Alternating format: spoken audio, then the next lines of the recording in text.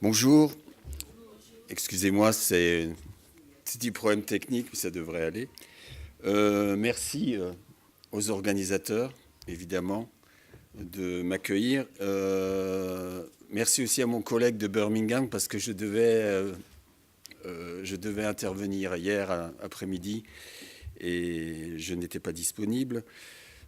Ça va être un peu difficile, vu la qualité des intervenants, après les showman, showwoman aussi d'Écosse et puis du Brésil, et puis l'intervention très érudite de notre collègue.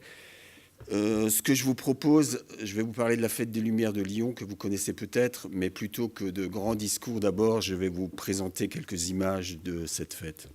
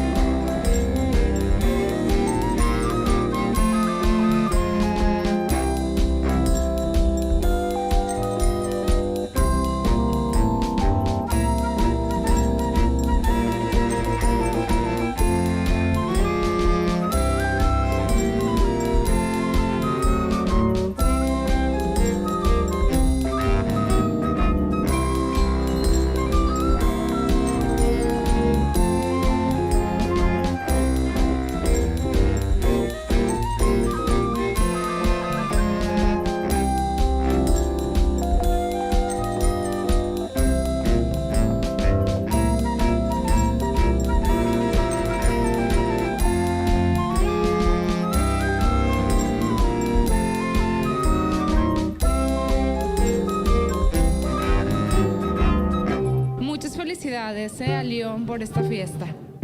I think it's amazing. Es ist formidabel. Da gab es Musik, ganz viele Bilder. 里昂的朋友们，大家好。这个节日非常的有意思，非常的好玩。Mi piace tantissimo, bellissimo, stupendo.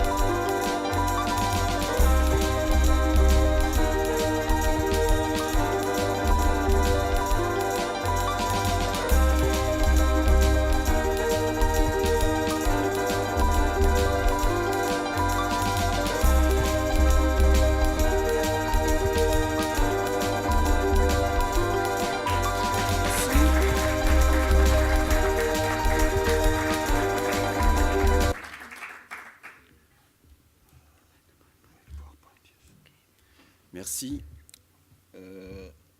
Donc, ce que je vais vous proposer, c'est d'abord de vous expliquer d'où vient cette fête, d'où est l'origine de cet événement. Thank you.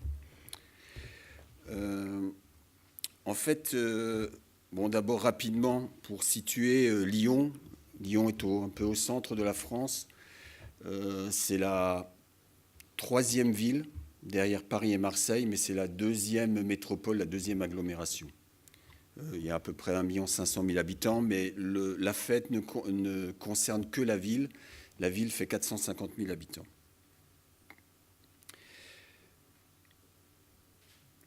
En 1852, la population a décidé de donner à l'église une nouvelle statue de la Vierge. Et ça se situe sur une chapelle qui est au-dessus de la colline qui domine la ville. Et normalement, cette manifestation devait se dérouler le 8 septembre 1852. C'est une fête mariale. Mais malheureusement, cette année-là, il y a une inondation. Il y a le Rhône et la Saône, qui sont les deux rivières, les deux fleuves de la ville. Et l'atelier où est située la statue est dans l'eau, et donc on ne peut pas l'installer. Donc on reporte l'inauguration de cette statue de la Vierge au 8 décembre 1852. Et dans la journée, tout se passe bien.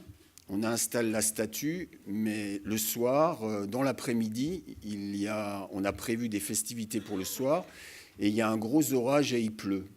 Et les autorités religieuses décident encore une fois de reporter au dimanche. Et là, la population d'elle-même décide de ne pas reporter la manifestation, et spontanément, tous les habitants ont allumé des feux de Bengale, des bougies, des feux d'artifice, et toute la colline, depuis le bas de la rivière jusqu'en haut de la colline, s'est complètement embrasée. Il y avait des lumières de partout. Et c'est un geste aussi un peu de révolte ou de, comment dirais-je, c'est pas qu'une fête religieuse, c'est les citoyens qui ont décidé de se prendre en main et de ne pas aller dans le sens de ce que voulait le clergé, les prêtres et l'évêque. Et ça a été un moment un peu magique, et la tradition est née comme ça. Donc chaque 8 décembre, les Lyonnais mettent des petites bougies, ce qu'on appelle nous des lumignons, dans des petits verres, et cette tradition s'est perpétuée tout le temps. Voilà pour vous expliquer un peu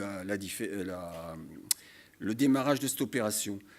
Après, ce que je pourrais aussi vous dire, c'est que Lyon a été une des premières villes dans les années 80-90 en Europe et surtout en France à éclairer le patrimoine. Donc c'est des éclairagistes pérennes qui ont mis en lumière le patrimoine de la ville, et c'était très innovant. Ces éclairagistes, avec leur savoir-faire, sont partis à l'étranger. Ils ont fait des opérations un peu partout dans le monde, et ils ont proposé dans les années 90, notamment jusqu'en 99, à la municipalité d'organiser un festival d'installation lumière qui est devenu la Fête des Lumières. Donc en 99, on décide de faire un festival qui dure 4 jours, avec des installations un peu dans toute la ville, avec des projections, avec des mises en lumière. On faisait surtout de la mise en lumière provisoire de bâtiments, surtout avec des éclairagistes de spectacles et ainsi de suite. Donc au début, il y avait du monde, mais pas énormément. Et cet événement s'est beaucoup développé. Ce qui est particulier, c'est qu'il est organisé directement par la ville. Moi, j'occupe la fonction de directeur des événements à la ville, et j'ai aussi en charge la coordination générale de ce festival. Donc c'est un projet qui se met en place entièrement organisé par la ville et pas par un producteur ou une association extérieure. Voilà. L'autre particularité, c'est qu'à partir de 2002, on a tout de suite créé un club des partenaires, c'est-à-dire des entreprises qui ne sont pas des sponsors, mais on dit plutôt des mécènes, qui ont amené un financement pour la programmation artistique et l'organisation générale de la fête. Et actuellement, ce club des partenaires comprend presque 60 entreprises et institutions qui financent plus de la moitié de l'événement. C'est important à souligner pour montrer que cet événement est très fédérateur et que tout le monde s'y implique. Je l'expliquerai encore après. Alors, la fête sur l'espace public, c'est, comme je vous le disais, d'abord des lieux traditionnels. Ça peut être évidemment l'église, la cathédrale, ça peut être l'hôtel de ville, mais ça peut aussi être des bâtiments tout nouveaux. Le nouveau quartier de la Confluence est occupé par la fête. Donc quand l'urbanisme bouge, la fête bouge aussi. Et les parcours deviennent de plus en plus grands parce qu'il y a de plus en plus de monde et ils s'étendent au-delà. Au début, on était uniquement dans le centre-ville historique, dans la presqu'île. Et au fur et à mesure, on est sorti des murs du centre-ville pour s'étendre un peu plus loin. J'en parlerai aussi, même dans les quartiers, dans les différents quartiers de la ville, il y a des installations. Ce qui est aussi important, je pense qu'on l'a vu dans le film, c'est qu'on insiste à travailler sur toutes les possibilités techniques et technologiques de la fête. On peut faire du feu, comme on peut faire des choses avec des technologies de pointe. Mais ce qui est important, évidemment, c'est la créativité artistique. Mais le festival n'a pas de thème, et je trouve que d'abord, je considère personnellement que la lumière est déjà un très beau thème en soi, mais on essaie d'expérimenter toute la palette des techniques de la lumière. Évidemment, nous avons un travail de recherche et de veille pour trouver toujours de nouveaux artistes. Rapidement, mais je crois que ce n'est pas très important, je passerai en détail. L'organisation, c'est 1 an de travail. Dans mon équipe, on est une quinzaine de personnes. Il y a 3 personnes qui ne travaillent que sur la Fête des Lumières. Après, il y a 30 personnes qui sont à l'organisation de l'organisation générale. Et sur le terrain, puisqu'on a environ 60 lieux différents et une centaine de créations, on considère qu'il y a à peu près 300 techniciens et artistes qui mettent en place la fête. Il y a évidemment une grosse collaboration avec tous les services techniques de la ville et puis les services extérieurs comme la police, les secours, les pompiers, puisque c'est un événement qui accueille beaucoup de monde. Comme je vous l'expliquais, c'est un projet qui va de janvier à février, donc il se déroule en décembre. Dès janvier-février, on reprend l'organisation pour la nouvelle année. Actuellement, on est en train de dépouiller la première sélection. Et après, à partir de l'été, c'est la mise en place des projets. Et puis après, on rentre dans la phase opérationnelle et la phase de communication. Au niveau des moyens de communication, on ne fait pas beaucoup de publicité pour la fête, à part sur les murs de la ville. Par contre, on fait beaucoup d'opérations de relations presse. Et c'est en France notamment, mais pas que. On a une très très bonne couverture média. On a notamment beaucoup de retombées en télévision, notamment la télévision, les grandes chaînes nationales, plus des articles dans la presse spécialisée, presse étrangère et ainsi de suite. C'est très important au niveau des retombées et du rayonnement de la ville, cet événement. Alors, les chiffres de l'édition 2012, je reviens à ce que j'ai dit avant. Donc, il y a 66 lieux différents, dont, on va dire, une vingtaine de très grosses installations.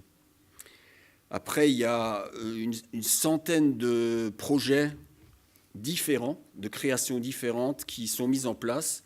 Ça fonctionne avec des opérations en marché public, donc des consultations officielles assez longues, mais on subventionne aussi des petits projets à des associations, à des acteurs locaux.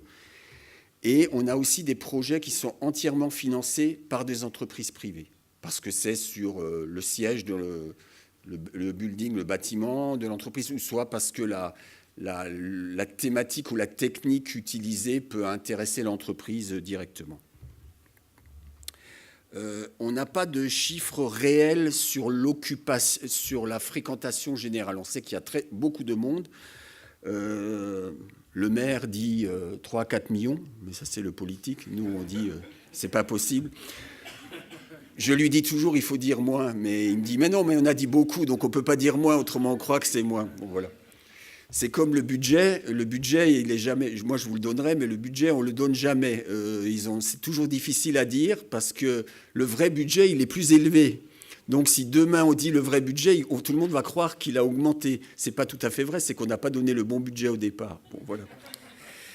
C'est un peu difficile. Mais par contre, là, j'ai des chiffres qui sont quand même impressionnants parce qu'on sait les calculer par lieu. Je vous parle sur 4 soirs.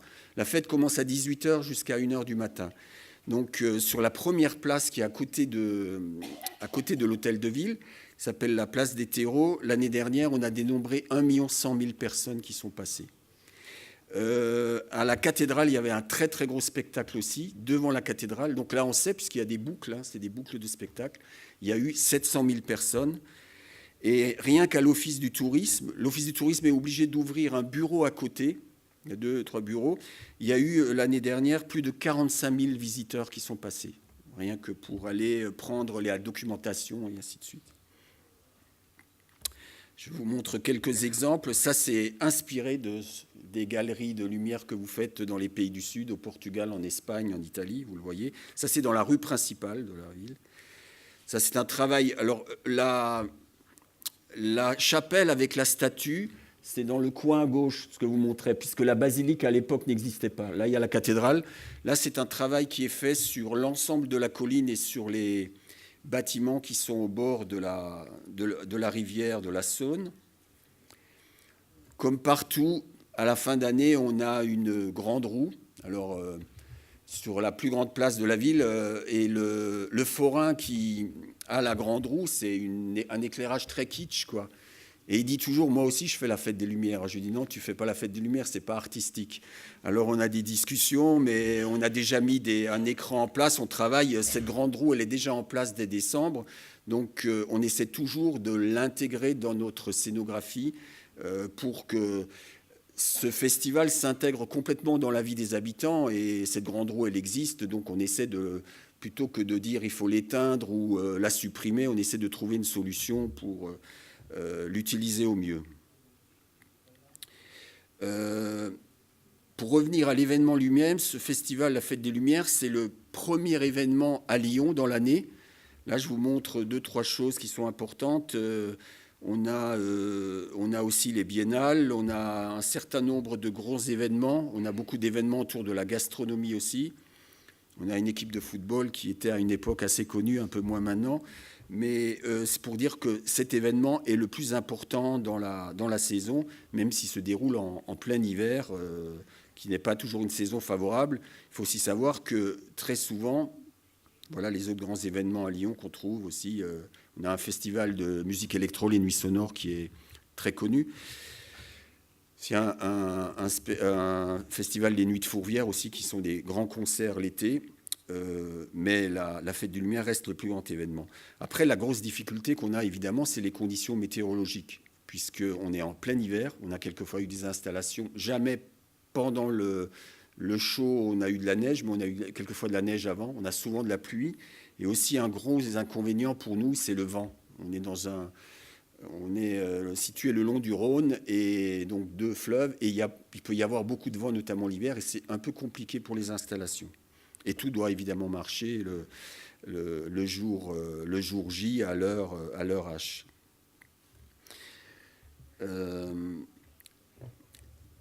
Lyon, comme je vous l'ai expliqué, est devenue une ville qui est vraiment spécialisée dans la lumière. Et ce travail est vraiment coordonné entre des acteurs publics comme la ville, le festival, la direction d'éclairage public chez nous, qui sont des gens qui, au début, se sont occupés de ce festival et qui ont un vrai savoir-faire qu'ils continuent un peu à exporter à travers le monde. Et on a aussi créé une association des villes lumières à l'initiative donc de la ville qui s'appelle Lucie, qui comprend actuellement une centaine de membres et 63 villes qui sont dans les 4 continents. Rien que pour dire, dans les membres de Lucie, je crois qu'il y a presque 30 villes maintenant qui organisent aussi des festivals lumière. Et nous avons aussi ce que nous appelons un cluster lumière. Donc ça, c'est au niveau de toute la région, où il y a 140 entreprises, établissements publics, des laboratoires, des universités, qui travaille sur toutes les expérimentations et tout le développement de l'économie de la lumière, pas spécialement de l'économie de la lumière éphémère et du spectacle, mais plutôt de la lumière pérenne ou semi-pérenne. Nous-mêmes, nous avons créé dans le cadre du festival aussi, depuis l'année dernière, un forum qui comprend, enfin, les conférences professionnelles existent depuis 6 ou 7 ans, mais on a créé une plateforme de rencontres et d'échanges entre les artistes de la Fête des Lumières qui présentent leurs œuvres et d'autres, et des villes organisatrices qui venaient et qui viennent toujours à Lyon pour voir ce qui se fait et qui viennent aussi pour acheter, entre guillemets, les installations pour les faire rejouer. Sauf qu'en général, ça se passait toujours dans mon dos et ça m'énervait un peu, pour rien dire, parce que j'entendais toujours que des organisateurs étaient passés, avaient contacté les artistes et nous, on ne les voyait jamais. Et donc, on préfère le faire officiellement et créer des échanges de cette manière-là. C'est quand même, surtout qu'il faut quand même dire que c'est nous qui finançons la première création, quoi. C'est important. C'est alors, comme je vous le disais, une vitrine internationale de notre savoir-faire. Pour vous citer des exemples, nous avons été très, très souvent sollicités depuis pas mal d'années par différentes villes étrangères. Nous avons notamment permis à Riga, par exemple, à Leipzig, à l'île Maurice, à Singapour, à Yokohama, à Osaka, à Turin, soit de démarrer un festival, soit d'échanger un savoir-faire pour créer un événement lumière. On a eu aussi des sollicitations récentes dans différents pays, l'Ouzbékistan, Oman, le Chili, la ville de Gand. On est en relation avec la mairie de Chicago qui nous a demandé de les aider à créer un festival lumière. Le maire de Chicago, c'est l'ancien chef de cabinet de Barack Obama. On a une sollicitation à Saint-Pétersbourg, à Québec, Nottingham et ainsi de suite. Et actuellement, nous avons 2 partenariats que nous allons mettre en place. Il y a un festival lumière à Moscou et nous allons faire un spectacle sur la façade du théâtre du Bolchoï au mois d'octobre. Et nous sommes sollicités à Dubaï sur la grande tour Burj Khalifa, mais sur tout le quartier qui est autour, tout le mall, downtown, pour créer un parcours lumière et un festival lumière, en sachant que nous ne s'occuperons que de la partie artistique du projet. Il y aura une société qui fera toute la mise en œuvre. Vous allez nous dire pourquoi on fait ça, parce que d'abord on le faisait pour développer notre rayonnement, et comme tout le monde, on a moins d'argent, l'argent public on en aura moins, donc on facture nos prestations maintenant, ou on fait des échanges, enfin il faut que ça nous rapporte quelque chose, on ne le fait pas juste pour la gloire ou la beauté du geste. En ce qui concerne les installations qui sont créées à Lyon, qui se rejouent ailleurs et qui sont exportées, donc les créations originales, je vous ai amené quelques exemples. Là, c'est une installation qui a été faite par le groupe Laps, qui était une très belle installation avec des silhouettes en néon qui étaient animées sur une musique. Donc là, elles étaient sur un bassin, une place publique. Et donc, ces bonshommes peuvent être scénographiés, réinstallés un peu comme on veut. Au festival d'Eindhoven, ils ont été installés sur un immeuble en hauteur. Et en fait, le scénario, c'est comme si ces silhouettes s'échappent du bâtiment. Et en fait, le bâtiment, c'est le commissariat de police. Donc, c'est quand même un truc marrant. Actuellement, donc, depuis 2008, il y a près de 30 installations qui ont été créées à Lyon, qui ont été rejouées dans le monde entier. Une autre installation que vous pouvez voir, qui a été faite sur les collines de la Croix-Rousse, donc des fleurs qui ont été faites par un artiste qui s'appelle Gilbert Moiti. On voit comment elles sont installées. Ce n'est pas à Dubaï, c'est une erreur. C'est juste à côté de Dubaï, c'est à l'émirat de Sharjah. Ça, c'est des designers qui sont à côté de Lyon, un peu dans le sud, qui s'appellent Tilt, qui font toujours des grands luminaires qui ressemblent à des fleurs. Et vous les voyez, là, ça, c'est l'installation à gauche à Lyon, qui est juste à côté de la mairie. Et ça, c'est installé dans le nouveau quartier de Singapour, dans la Marina Bay. La même installation avec d'autres luminaires. Ça, c'est les luminaires de 2012. Ils ont été aussi installés à Sharjah. Ce qui est important pour réaliser ce festival et pour comprendre son importance, c'est que on ne fait pas que des grosses installations au centre-ville, mais on essaie de rayonner dans tout le territoire de la ville. Et Lyon est constitué de 9 arrondissements, donc 9 mini-mairies, et on a 40 projets qui sont installés dans ces quartiers, donc ils ne sont pas dans le centre-ville. Alors c'est vrai que ces installations ne sont pas spécialement visitées par les touristes extérieurs, mais ils sont importants pour les habitants parce qu'ils sont juste à côté de chez eux. Donc on a 40 projets qui se font uniquement dans les arrondissements. C'est des projets qui fonctionnent par subvention, donc on ne finance pas l'intégralité du projet, mais c'est une subvention à des associations. Il y a près de 600 structures consultées, et il y a 100 propositions qui sont reçues. Et la sélection se fait toujours, toute notre sélection se fait d'une manière un peu collective, notamment pour les projets d'arrondissement. Nous travaillons avec le délégué à la culture ou à l'animation, le maire délégué d'arrondissement. On ne prend jamais la décision tout seul, on travaille toujours avec eux. Mais on est garant du professionnalisme et du niveau de qualité du projet. Nous avons aussi des résidences d'artistes. On travaille ce qu'on appelle en France la politique de la ville et de la cohésion sociale, où on a des budgets de l'État, un budget de l'État, un budget de la région, le reste est financé par la ville, sauf que le budget de l'État et le budget de la région, il diminue chaque année. Et on réalise en général 3 résidences qui sont faites en général sur 3 à 4 mois ou 2 mois, qui mobilisent un certain nombre d'habitants, et ça, c'est des projets qui sont faits avec la proximité. C'est-à-dire que c'est les habitants qui participent et qui réalisent le projet. Vous avez dû voir qu'il y avait une parade avec des animaux magnifiques, une saramande d'animaux, des dragons, des serpents et tout. On s'inspirait d'un bestiaire plutôt indien. Ça, c'est des projets qui sont réalisés avec les habitants, qui fabriquent les objets avec des professionnels et qui aussi s'occupent de déambuler, de faire la parade. L'autre point important pour nous, c'est aussi de faire appel aux jeunes talents. Et on a énormément de projets qui sont réalisés par des étudiants, des écoles. On a donc ce qu'on appelle, nous, des sites d'expérimentation étudiante. Il y en a 3 différents. On travaille avec des écoles d'art, d'architecture, de design et des écoles d'ingénieurs. Donc c'est depuis 2003 et ça fonctionne plutôt bien. En général, ils réalisent sur un site autour d'une grande place et dans les rues environnantes une douzaine de projets.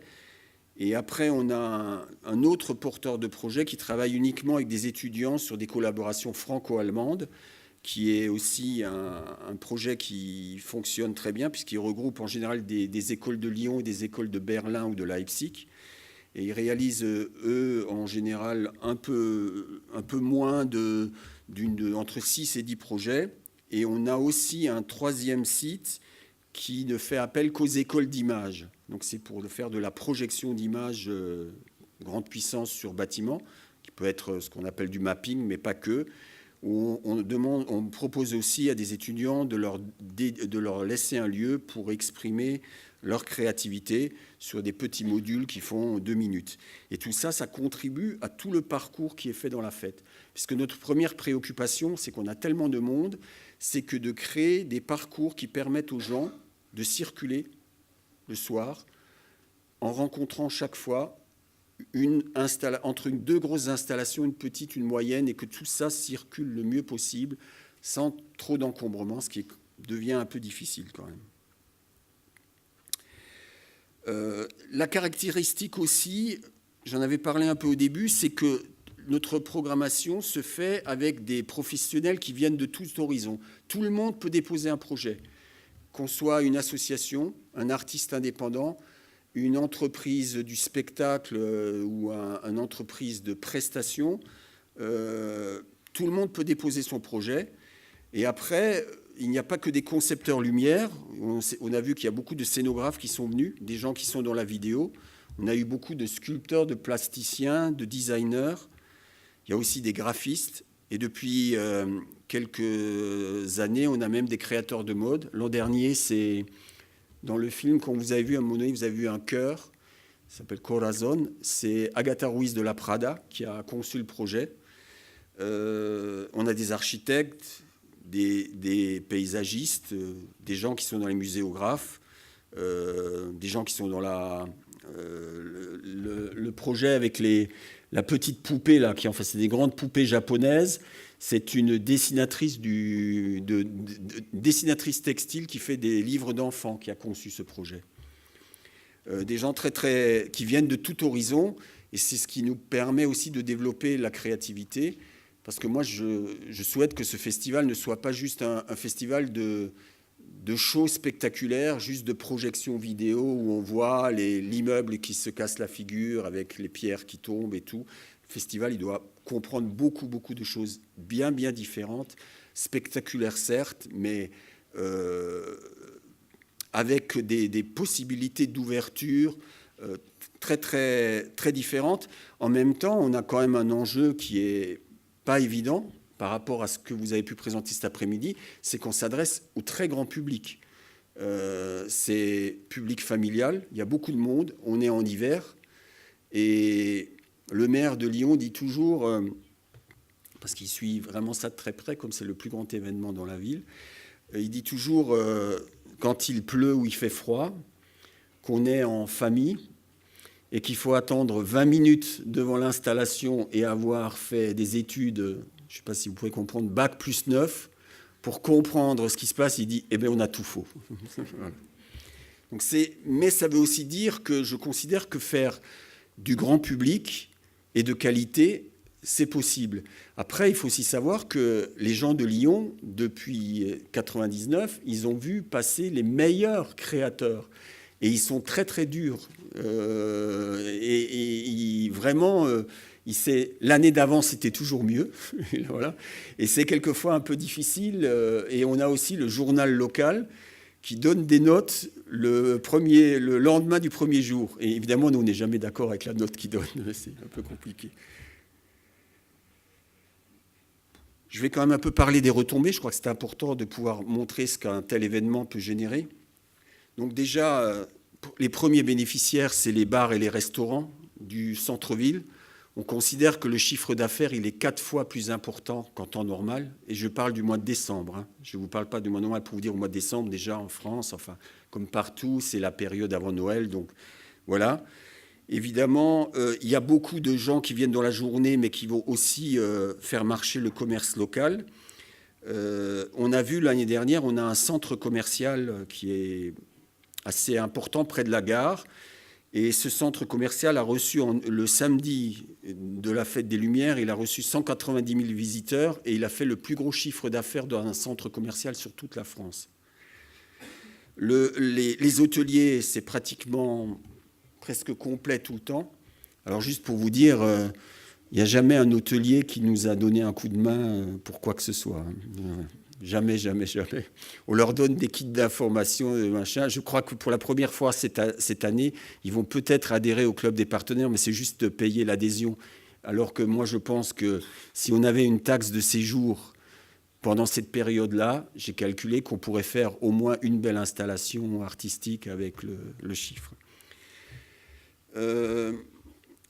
On a fait une enquête. Alors, ce qui est aussi important, c'est qu'évidemment, l'hôtel, ça ne suffit pas. La plupart des gens qui viennent voir la Fête des Lumières, c'est aussi des gens qui viennent à Lyon voir de la famille ou des amis. C'est le premier hébergement. Et il faut aussi savoir que les Lyonnais sont assez fiers de dire à leurs amis et à leur famille de venir. Et si par hasard ils trouvent que c'est pas bien, ils vont dire oui, j'ai fait venir les gens et maintenant je suis passé pour un imbécile, c'était pas assez bien et tout. Ça nous est arrivé une fois. Voilà. Au niveau des transports en commun, c'est très important parce que j'ai oublié de vous préciser, évidemment, dans tout le centre-ville, on ne peut pas, c'est uniquement pour les piétons. Il n'y a pas de circulation automobile dès 5h, 5h30 le soir. Donc le réseau de transport en commun, métro, tramway et bus est vraiment très très utilisé, puisqu'on peut dénombrer presque 7 millions de voyages, ce n'est pas de voyageurs, de voyages pendant les 4 jours. Les gens avec les trains régionaux viennent aussi à la Fête des Lumières. Il y a des dispositifs, c'est-à-dire que vous payez un aller et on vous donne le retour. Le samedi de la fête, les transports en commun au centre-ville sont gratuits. Et autrement, il y a un tarif spécial pour la soirée qui est de 2,50 €. On a aussi beaucoup de TGV qui fonctionnent très bien, notamment de Paris et maintenant de l'Est, puisque l'année dernière, il y a eu 13 000 billets vendus rien que pour des TGV qui venaient sur Lyon avec des tarifs spéciaux. On a aussi fait des enquêtes d'opinion et comme voilà, vous pouvez le voir, globalement, la fête est notée à 7,8, on va dire 8 sur 10. Elle est considérée comme c'est un événement de très bonne qualité. Et ce qui était aussi intéressant, c'est qu'on avait aussi voulu savoir un peu les gens qui n'étaient pas de Lyon et qui venaient à la fête, et les gens qui viennent pour la première fois à Lyon pour la Fête des Lumières, mais qui ne connaissent pas la ville, à 84%, ils ont dit qu'ils reviendraient à Lyon pour une autre circonstance. Voilà, je crois que j'ai à peu près fait le tour. Je vous remercie pour votre attention.